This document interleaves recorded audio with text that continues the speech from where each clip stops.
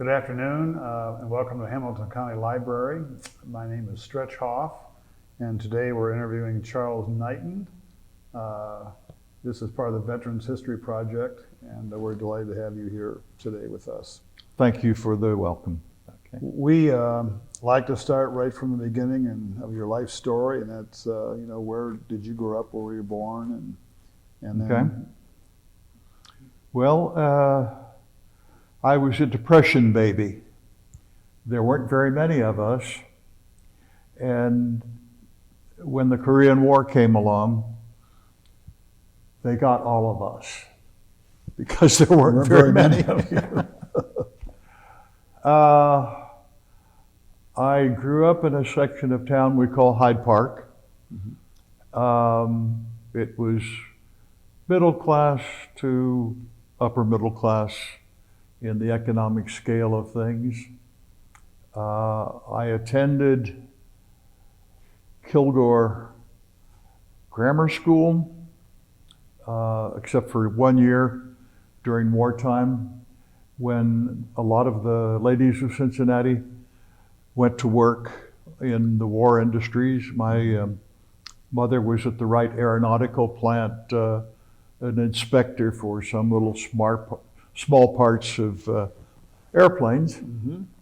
And because I was going to be in the 5th grade, a little bit too small to be a latchkey kid, they packed me off to military school, and that was Ohio Military Institute on Belmont Avenue. Mm-hmm. What year are we talking? Right? Pardon? What year is this? Well, it would have been like 1943 to 44. Okay. Because after 5th grade, I returned to Kilgore, and I can remember on the chalkboard, we plotted the progress of the Soviet armies and the Allied armies marching towards Berlin, and with each report of the advances of the American troops, mm-hmm. or the others, we reflected that on the board until finally they reached Berlin. Uh-huh. And that sort of gelled the time for me as when the war ended. Right. And then we had the tragic death of Franklin Delano Roosevelt, which my family had regarded as something to celebrate, but the rest of the country thought otherwise. Mm-hmm. Both sides had been Republicans, and my great-grandfather, Isaac Newton Postgate, had observed to his children that for a farmer in southern Ohio, that they had better times under the Republicans. And my father's grandmother had, down here in Fountain Square, seen Abraham Lincoln when he was on his way or campaigning the year before he died, where he was on a balcony and he addressed the public there in Fountain Square. This was, I think, before the fountain arrived. So both sides, there was some strong great history tradition for Republicans. Yeah. So there we are.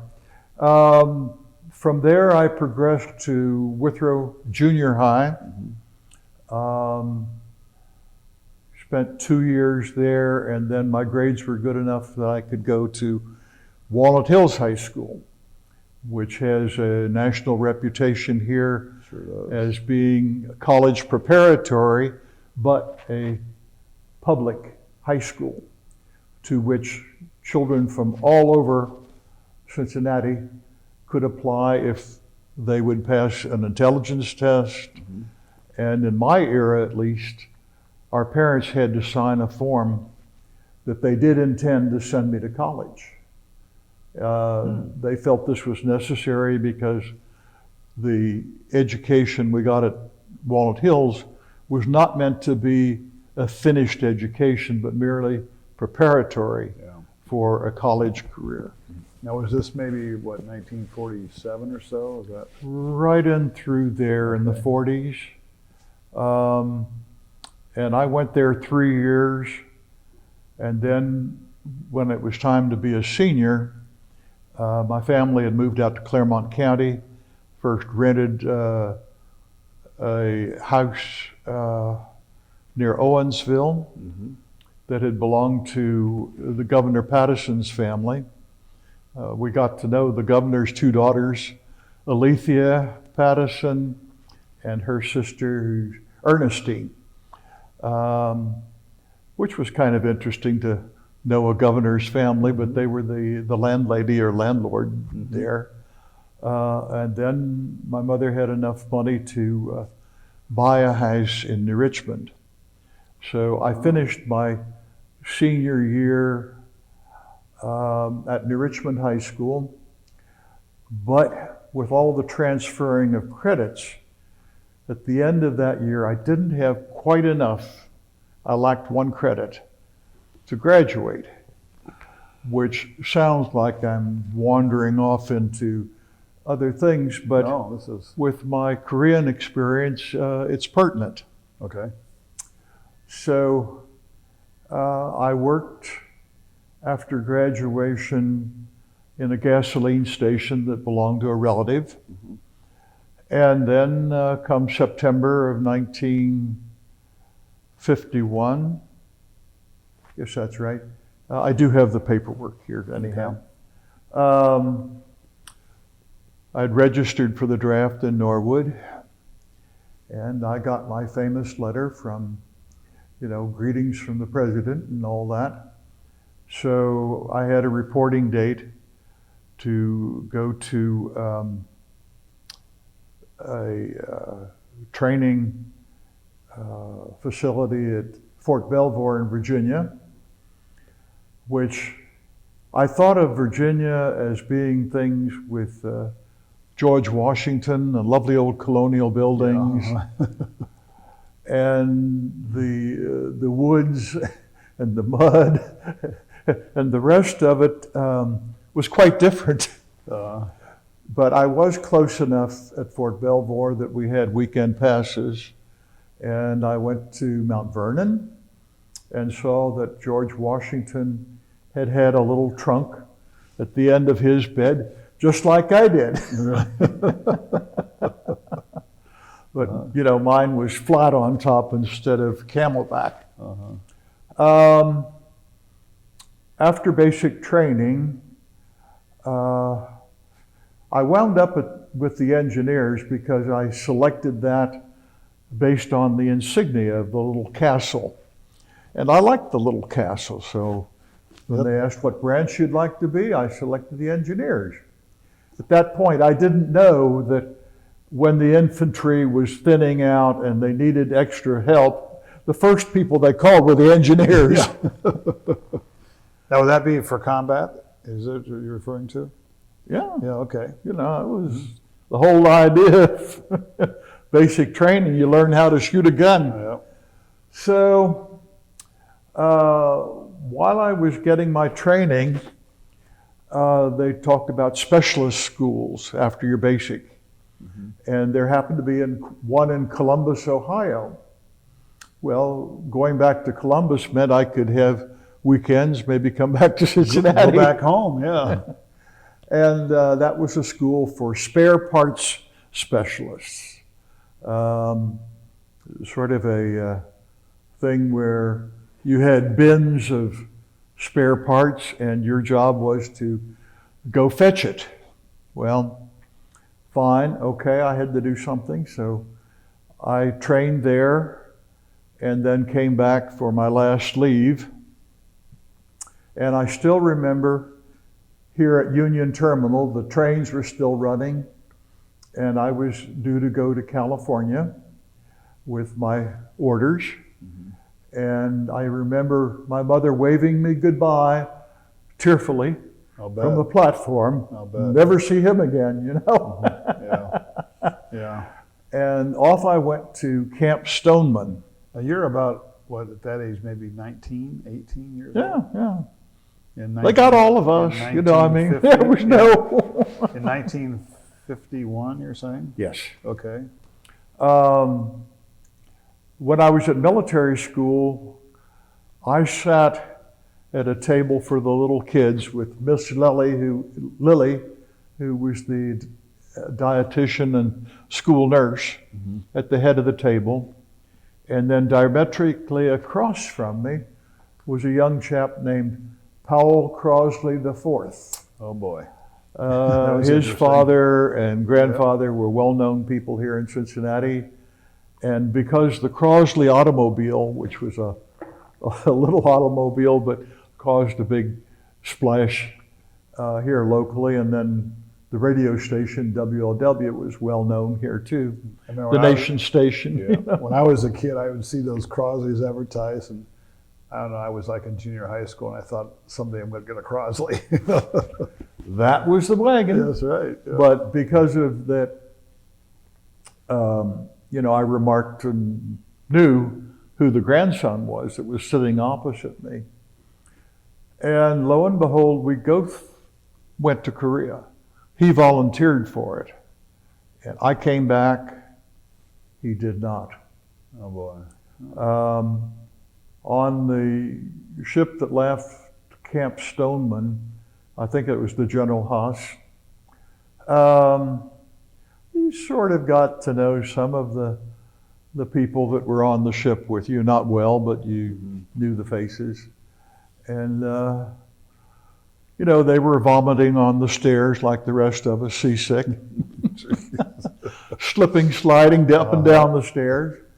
But the point was that when we had served our 2 years, we went back with the same people that had been drafted at the time that, you know, So you were in for, you knew you were in for a 2-year period? Two years. Okay. Which actually they cut short by a couple of weeks. It was like 1 year, 11 months or something. But some of the faces were missing. So it was one of the sobering things of wartime experience. Okay, I would mention from Camp Stoneman that being what they consider an Easterner, I noticed some of the plants were different. They had dandelions, but the leaves were shaped differently than the dandelions that I knew back in Ohio. And of course, San Francisco had its reputation of being different, shall we say. After so many weeks, we landed, I think, at Sasebo by way of some port in Japan, but it was just temporary. And then we proceeded on up to where we were being posted, which was close to 8th Army headquarters. I was assigned to the 79th Engineers, which was a construction battalion. And soon after the war had finished, of course, we didn't know it was finished, but a temporary peace had been negotiated. Is that where everything was at the 38th parallel by that time when you arrived? That's right. Okay. We were close to the parallel. And they were arguing. And it had been about fought war. over back and forth and back and forth.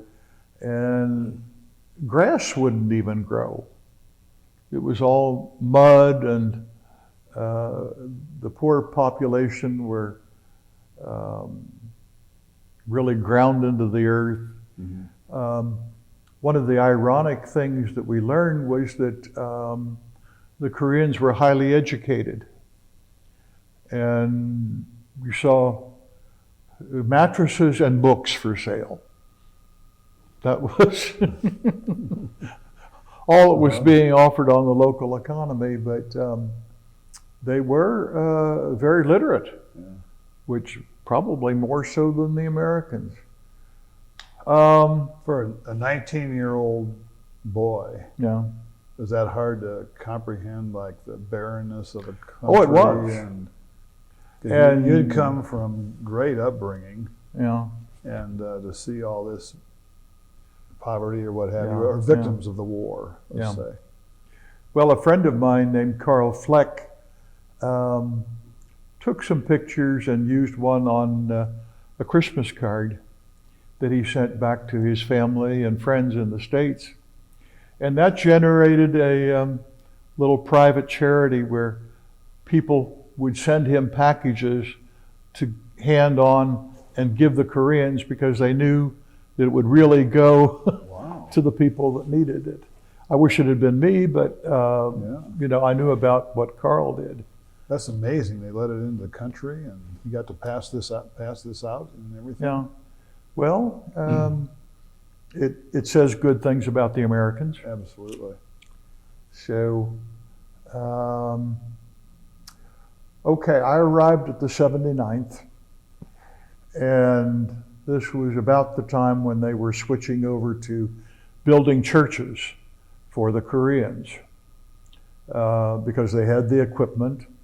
A friend of mine, his job was to drive a cat, you know, one of these things that push earth and all back and forth. And he told me that he was the son of the watermelon king of Southern Ohio. Who would that be, Bob Evans or somebody? Or what? No. Some of his family had started pronouncing the name Schuster because it sounded better. But he went back to the original German pronunciation of Schuchter. Kenneth Schuchter. He's still living. He's started his own winery near, well, the Indian Mounds there in, can't think of it right now, Near Columbus. but it's Southern Ohio here. And, some kind of Valley Vineyards, he calls it. It's, I won't waste your time trying to think of the name of the town there, but it's close to Wilmington, Ohio. Okay. And he's founded his own little dynasty where he's got a son or two and some grandsons, all in the wine business.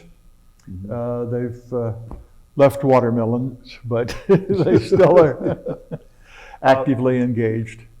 Tell us a little bit more about what kind of training you had to go through. You mentioned that the spare parts thing.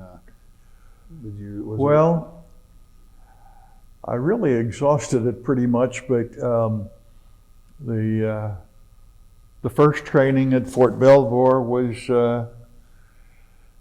getting up early in the morning, and we had a Sergeant Maple that would, under dire threats, and tell us that we had to keep the fires going in the furnace during the night. But then he forgot to assign somebody to do it. Then up at Columbus, Ohio, we just learned how to fetch and carry, you know, objects from bins to a desk, and that prepared us supposedly for some kind of a career once we got to the battle zone. Okay. Pertinent to that, when I got to the 79th, they had assigned 2 people instead of the one that they needed. So I was kind of a surplus thing. I knew I was going to be there, and I thought of my education and all, and so I inquired about correspondence courses.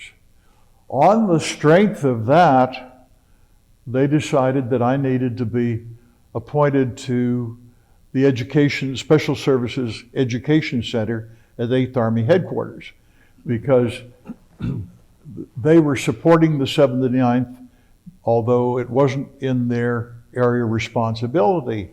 So they had come down to the 79th asking for support, you know, men working for them. And so they thought, well, there's a solution to that problem. He's interested. Yeah. So half of the week I was assigned to the 79th, and half of the week I was assigned to the headquarters up there doing clerical work at 8th Army headquarters. And I did bring with me a letter of appreciation that at the end of my service, Captain Maury, who was the head of that, gave me, and that sort of outlines my duties maybe better than I could. So I'll give you a copy of that, or let you make a copy of that. So there I was part of the week at 8th Army headquarters, and I drifted into a group of young men, sort of an international group, that were interested in higher education and cultural things. And the name that they assigned themselves was the Seoul City Cultural Society. Souls. Well, my friend Karl Fleck was one of these. His real name had been Karl von Fleckenstein of the lesser nobility, but his father had shortened the name for America. Karl went on and became a pilot. He served at 8th Army headquarters running the communications center. And this was in the days of Max the Prussian, we called him, Maxwell Taylor. And he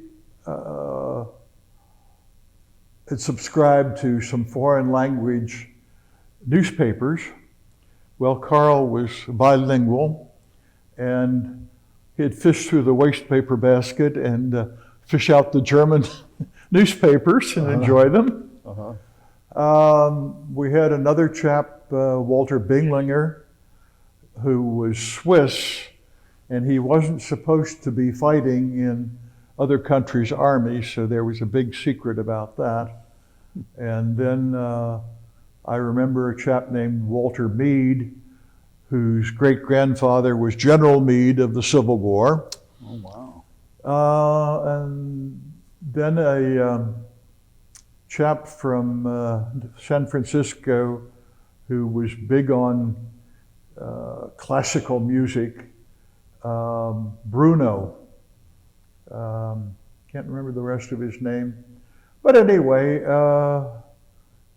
we would gather at the NCO, or the Airmen's, or the enlisted club, and sometimes spend a social evening together. Interesting group. Yeah, it was. It was an international group which forecast some interest in my lives. When I was at university, I was an active member of the International Club. And then, let's see.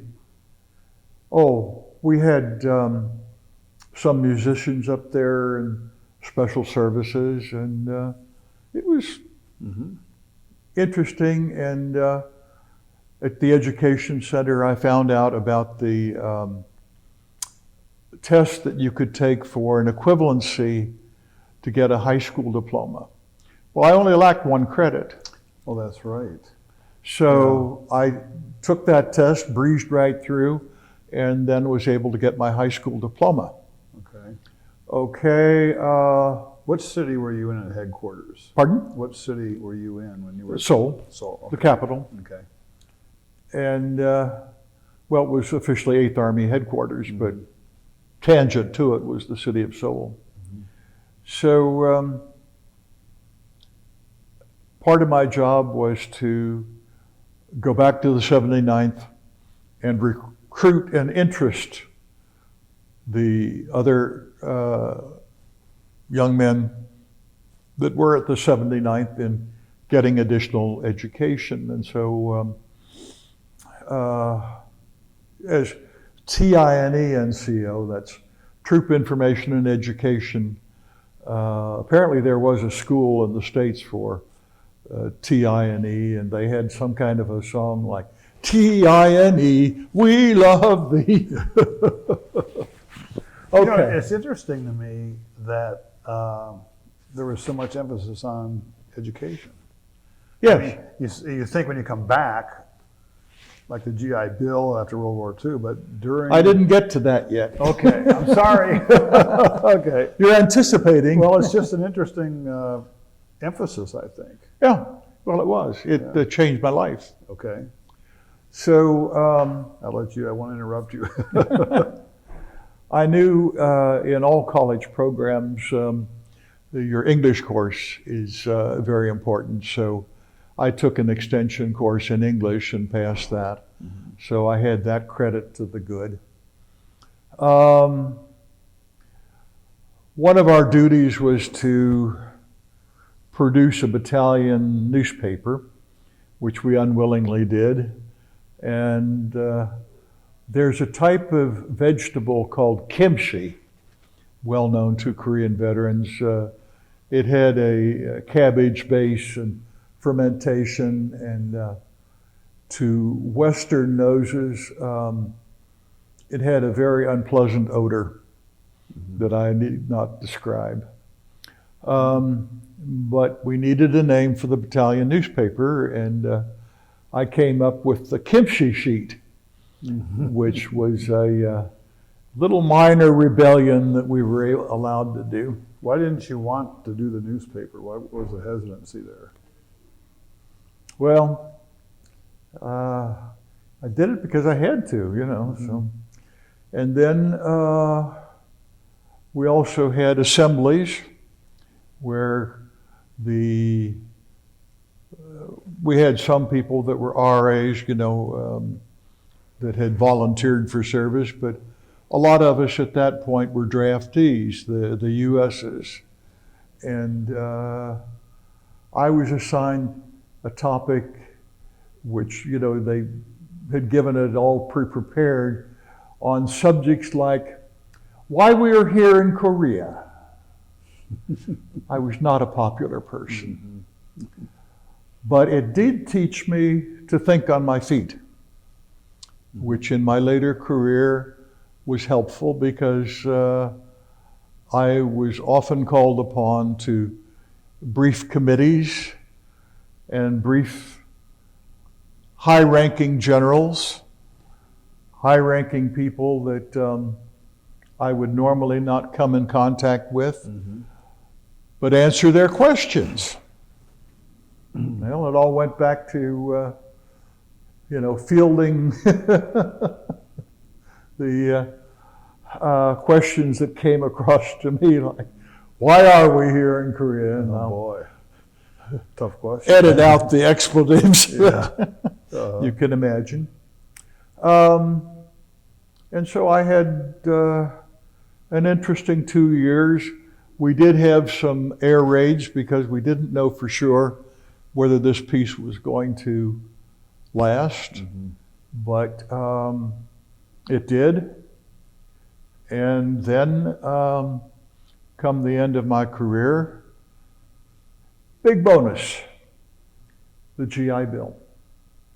That meant there was money for education, not everything, but at least a bare bones type of thing to get started. So I rotated back. My grandmother was dead at this point, but one of her friends was at the Cincinnati Hyde Park Branch Library, Viola Wallace. And I can remember a conversation with her where she sort of pushed me and said, start right now. Yeah. Don't think about it. Just don't worry about the money. Start in. And I did. Good advice. So that was my first year in the College of Arts and Sciences. And then I transferred over into the College of Applied Arts, as we called it then. It's now called DAP, meaning design, planning, and architecture. I think there's something else in there, but it's the same college. So 50 years later, I helped organize the 50th reunion of our class. Wow. But I'm getting ahead of my story. Can I ask one? I'm going back a little bit, but you said you'd spend like half your time at the headquarters, Yes. and the other half was that. I know that there was a lot of construction involved with 70. So my week was split in half. Yeah. So when you were on the construction side of things, what were you doing then? Well, making posters and trying to recruit people. It's kind of explained in this letter better than I can. There we are. Okay, well, we can get at that. Yeah. Okay. But I don't want to sidetrack what you're saying about it. I didn't want to get you off course what we were Oh, talking that's about. all right. With that, so anyway, the University of Cincinnati had pioneered what we called cooperative education. Yep. That meant you had the first year in school, and then starting with your second year, you alternated. The student body was divided in half, Section 1 and Section 2. And when Section 1 was studying, Section 2 was working in the field. And then at that point, great idea. after 7 weeks, we exchanged places, and I went to the desk of the student in Section 2 or Section 1, and he went to the job where I had been working, and both were covered at the same time, and only a very, very short 2-week holiday, as I remember. No summer vacation at all. It was either work or school. We had professors that would complain that we would come back to our university thinking like employees. Will it sell? And they were trying to, ignore the budget, just be creative. Well, we were thinking of the more practical aspect of like, will we eat next week if we're on commission? That's such an outstanding program, because a lot of times you think you know what you want to do and you get out and you're doing it and say, yes, this is great, or this isn't really for me. So I think it's a great program. Well, within the last couple of months, they've changed the program where it's now, instead of 7 weeks, a longer work period and a longer studium period, a semester sort of thing. Right. But in my life, it did work well for me. And what year was this now, Charles? Well, we're talking the years in the 1950s. Okay.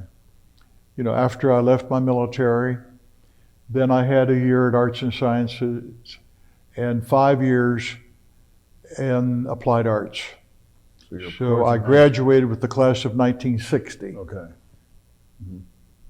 So by that time, I had worked for the A.B. Clausen Company, which was high-end residential things, putting away their fabrics, and then anything else that needed to be done, like one of the well-known designers, Winnie Lawton, would send me out to the next-door restaurant, which was Mullane's at the time, and bring her back a tongue sandwich for her luncheon. Well, I had experience working with high-end fabrics, seeing how the high-end interior designers worked, and putting away their things and becoming familiar with their catalogs. So that was my first co-op experience. From there, I went to a company that specialized in commercial work, mainly restaurants, some hotels, public spaces. This in the end turned out to be the most rewarding of my co-op experiences. And then for a short period, I went down to Miami, Florida, to work for a designer down there doing everything in terms of putting stuff away and keeping up the samples and that sort of thing. What did your best experience, what was that company's business then? It was the one before this, before you went to Florida? A.B. Clausen first, Yeah. then Backus Brothers, maybe I forgot to mention the name. The Backuses were well known here in town. A brother, Harry Backus, had broken off and formed his own company, but Still in design work? Is this? doing design work, Okay, yeah, okay. and drafting. When I was ready to graduate, Mr. Carl Backus had given me a reference letter, and aside from the usual bouquets of things saying nice things about you, he made a statement, and he pointed out to me that one sentence was the most important sentence in the whole letter. And that sentence was, we, meaning Backus Brothers, would rehire him. There you go, yeah. You know, all the hearts and flowers, and That's the bottom line. that's the bottom line. Yeah. So my next work experience was with Haygid Lassiter, who was a independent designer down in Miami, and I was working opposite a student named Winston Lippert. And Winston had done so well there that they just needed one more work period to fill in before he graduated, and I did that. Went back to school, and then my last co-op job was with the Paul Schutte Furniture Company on 4th Street, and there I was working as sort of an auxiliary salesman to back up the sales force and working with furniture. So I had a varied experience, Yeah. which was the object for interior design of your work experience, plus the academic experience. If I could jump ahead to my first job, working for an illegitimate architect in Minneapolis, Minnesota, I was hired at the same time as another interior designer that had the diploma. He was a better draftsman than I was, but he didn't know all of the practical experience. And the University of Cincinnati estimates that we have the equivalent of 2 years working in the field. So this company, AFR as they were known,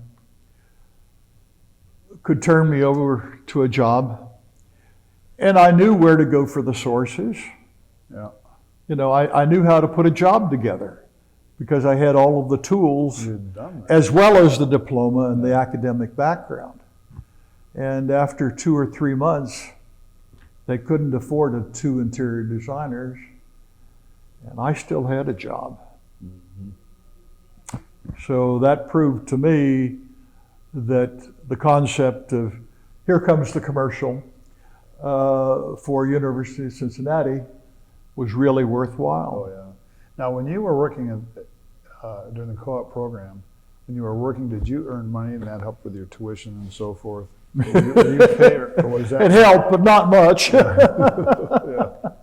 We had a chap down on 4th Street called Urban Hiker who had awful looking furniture, this sort of French provincial and bad.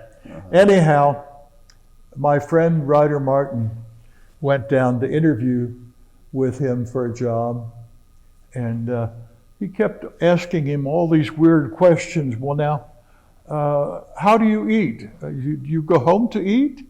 Yes. Well, who does your laundry? He was looking for a lifestyle, maybe.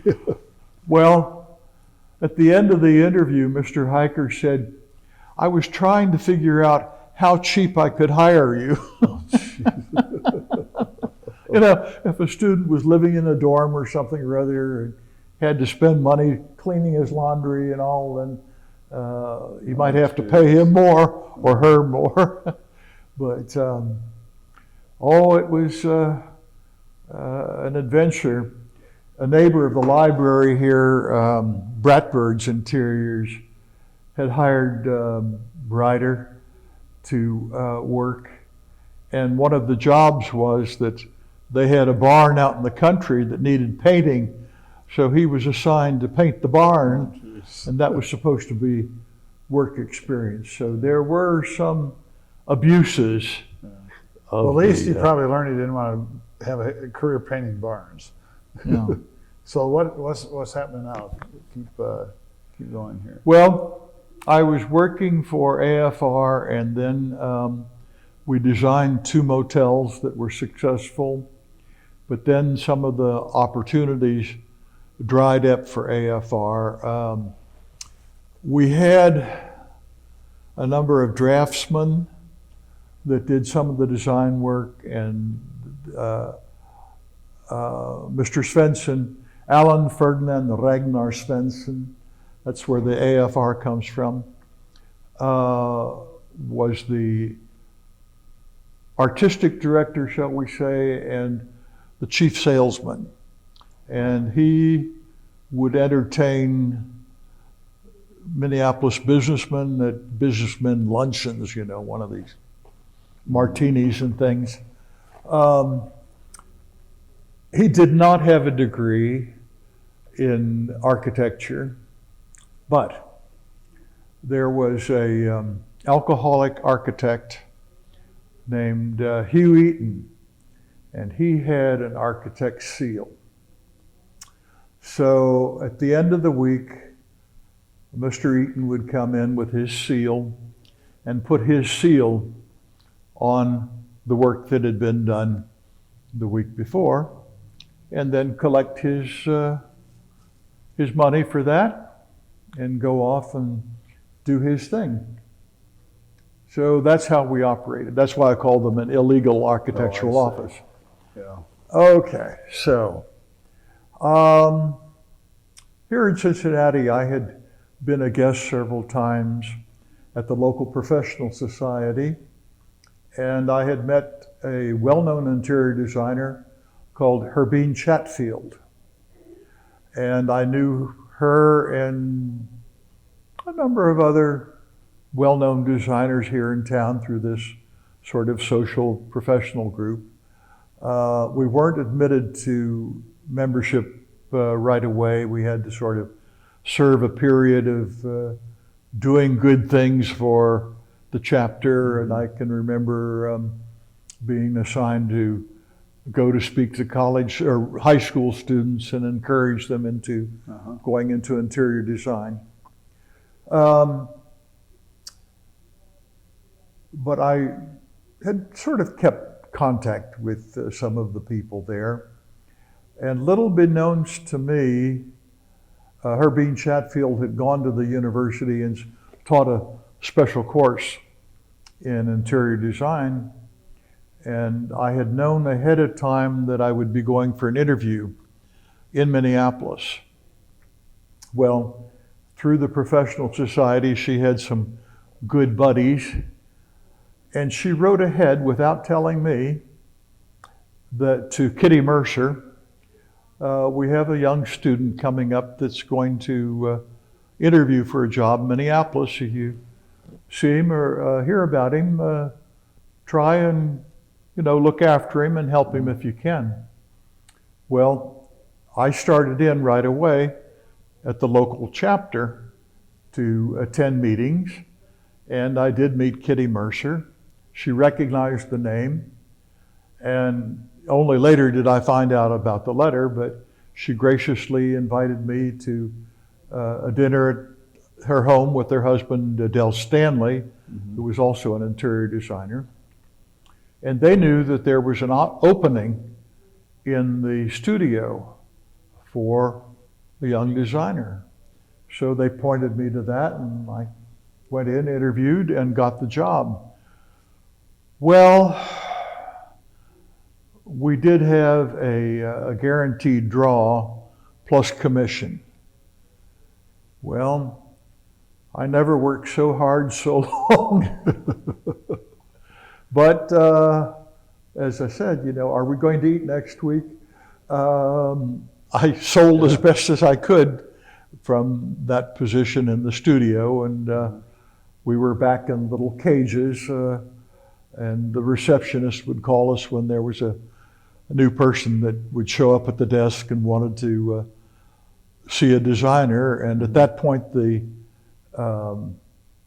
Dayton company in Minneapolis was well known for their outgoing free interior design services.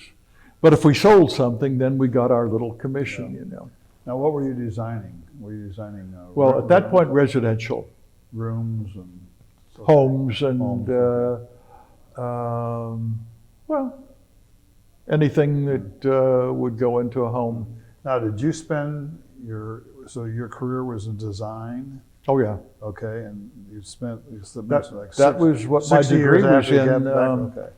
I had a Bachelor of Science in Design, so I never wavered from that until I retired. Very creative, I would think. Well, I had been impressed when, I guess it was in the 1940s, there had been a little inherited wealth, and we had gone from very modest, rental quarters into a small freestanding house. And then my mother had an interior designer from Clausen's, and I saw the transformation of this house. Beautiful colors, beautiful furniture, all worked together, and that kind of inspired me. And my gifts were not particularly in the sciences or in mathematics, but I did excel in art and history and English. So that pretty well channeled where I should go.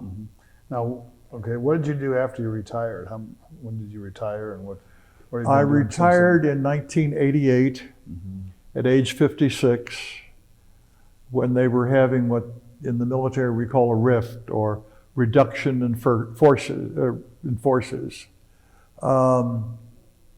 At that point, I'd had enough years working, plus my military experience of 2 years. And I was just under the age limit, or over the age limit, that I could retire at full pension from working as a civilian for the Air Force.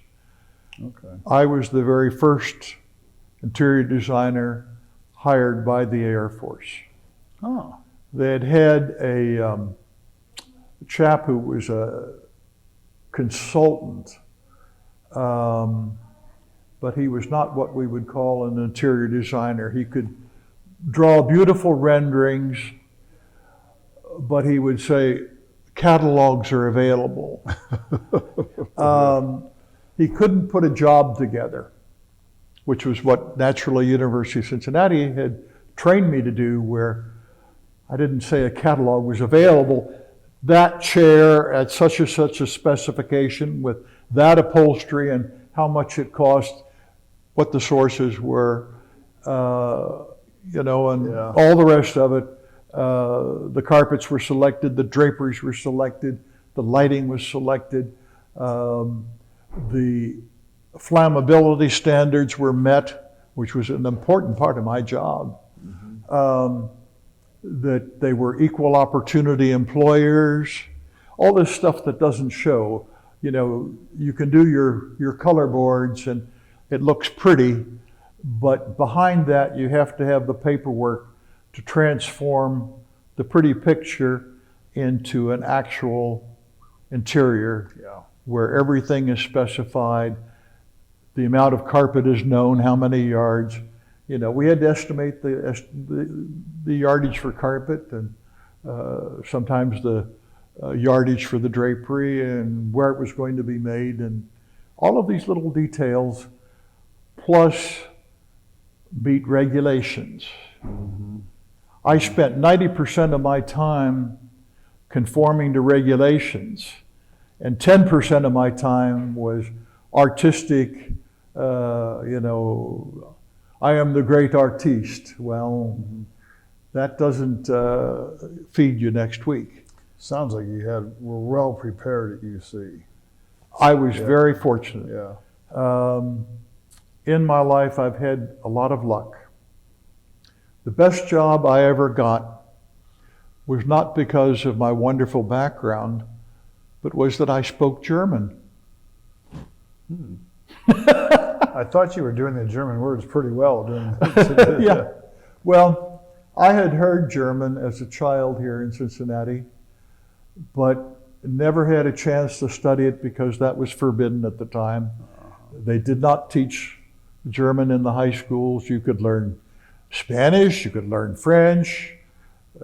Well, you had to learn Latin and Greek eventually at Walnut Hills High School. German, that was, because there was a lot of prejudice from the First World War. Sure. Only later in my life was I able to master the language. But I had a Berlitz course, and I'd had private study and all. So how'd that fit in with the career? What was the Well, opportunity? you do these applications for federal employment. And am I using too much time? No. Okay, well, part of being an interior designer is that you go to market once a year in Chicago, the winter market. And I had gone down with my meager savings from Minneapolis to Chicago, and there were some social gatherings with the professional society, AID we called it at the time, American Society of Interior Designers. And I chanced to see one of the Cincinnati designers that I had known. The name escapes me right now, but she was talking to a gentleman, and I went over to say hello because she was somebody I knew from Cincinnati. And she introduced me to the man. His name was Dudley Brown. Well, Dudley at that point was working in Washington, D.C., and he had started working for a J.P. O'Connor, who was the retired executive of Montgomery Wards. And they had been brought into government to reorganize their furniture program. Well, in government, you don't think about it being furniture, but government is the largest single consumer of furniture and furnishings in the United States. And they had been poking along with stuff designed in the 1920s, and someone had had the bright idea, well, let's bring somebody from industry in to organize the furniture and furnishings branch. Well, Dudley was the first interior designer working for Mr. O'Connor, and their business was growing, and so they were looking for an assistant. Well, okay, I'm available. So he asked me to fill out an application, and he would consider me for his assistant. Well, he selected a girl called Margaret Gray, not me. But a year later, their program had grown, was successful, and they were opening a branch in Europe at Sembach Air Force Base where they would display the products available for order from GSA's catalog, which was like a Sears catalog, or a Montgomery Ward catalog, if you were.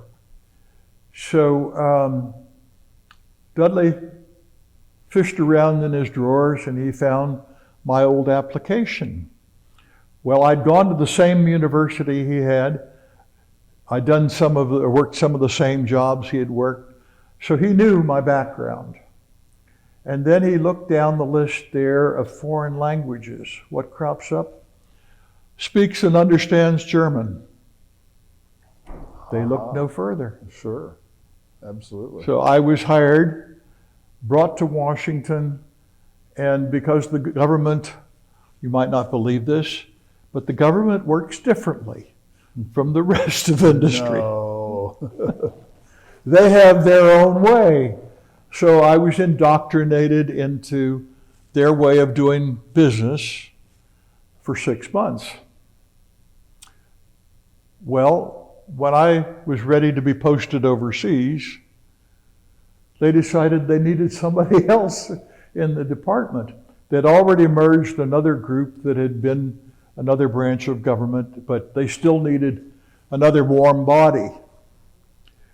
Well, there was a girl behind me in the class of 1961, Gail Linke, Gail M. for Murray Linke.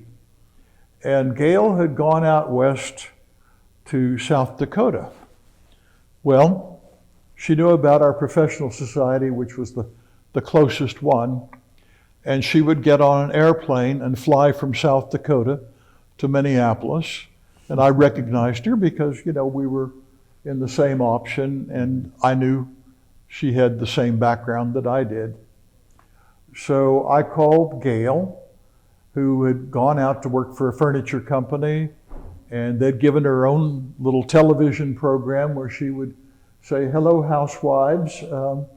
Our store has a new special. We've just had a shipment of beautiful furniture from X company," and she'd do her little song and dance on the television. Well, she wanted to move, and there was a job opportunity in Deadwood, South Dakota. Well, An opportunity in Deadwood. I called and said, there's an opening in the office here in Washington, D.C., where they really need someone. And she had worked a job for the Corps of Engineers doing drafting.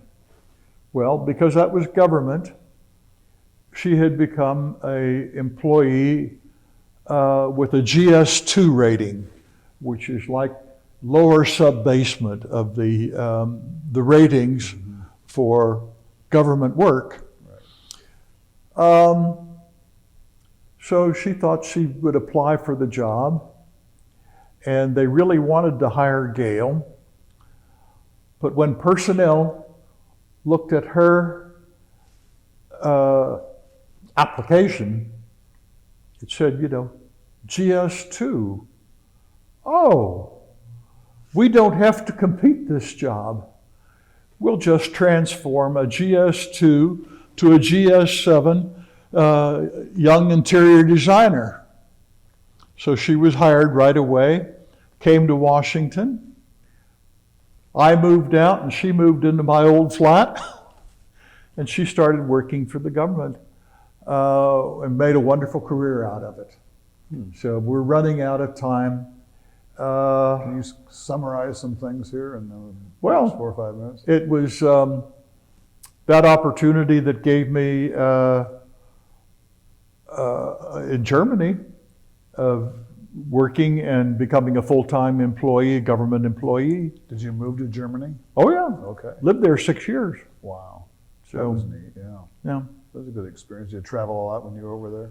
Oh, did I? All over Europe on special orders, and then when I came back, I worked 2 years in Washington for doing politicians' offices. That's another story. And then finished when an Air Force opportunity came up where they, you said travel. Well, I was working for what had been Transcom, which was the part of the Air Force that flew from one part to the other, cargo airline or people. And I worked for them the rest of my career. But on the East Coast and West Coast, so I was flying that way. Okay. So, well, there you have it. Luck, that had a lot to do with it, but a lot of hard work too. Oh, yeah, yeah. So, So you've been retired now for, I retired in 1988. I've had a wonderful time, relatively good health, gone to Europe every year on my vacation, and I've had a happy life. yeah, you're in great health from what I see here, Well, I'm 100 pounds heavier than I ought to be, but other than that, lost all my hair. I used to be 6'1" and a half. Now I'm down to just 6 feet. That happens, yeah. So do you enjoy your European travels? And then, Oh, yes. Yeah. did you get the bug when you were in Germany, obviously? Right? Pardon? You got the bug to go there when you were in Germany, I guess, right? Oh, Yeah. well, I've been to Libya. Never hoped to go to Libya, but I was there when the 6-day war broke out, and I was on the last plane to leave before they were evacuating the women and children from Wheelus Air Force Base. Jeez. Yeah. I'd gone there on an interior design assignment. Well, sure, thank you for sharing this with us. It's a very interesting life. And you've had a lot of neat experiences. Yeah. It seems like a lot of, early on you had, I was just interested in some of the, your grandparents knew historical people and so forth, and they saw Lincoln on Fountain Square. Well, my grandmother was the nominated but never confirmed poet laureate of Ohio, which, and my grandfather was a college graduate, which was unusual in his generation. Yeah. The other grandfather was an immigrant from Germany. I had a great-great-grandfather that founded a jewelry and silver company here in Cincinnati, Herman Dumey. He made a lot of money, and my great-grandfather lost it. Second generation. Yeah. Well, one time I heard two society matrons talking, and the subject of my grandfather's, great-great-grandfather's surname came up. And they said, old money, but not much. Well, Charles, thank you very much for coming down here. Okay, we really appreciate it. Okay. We appreciate it.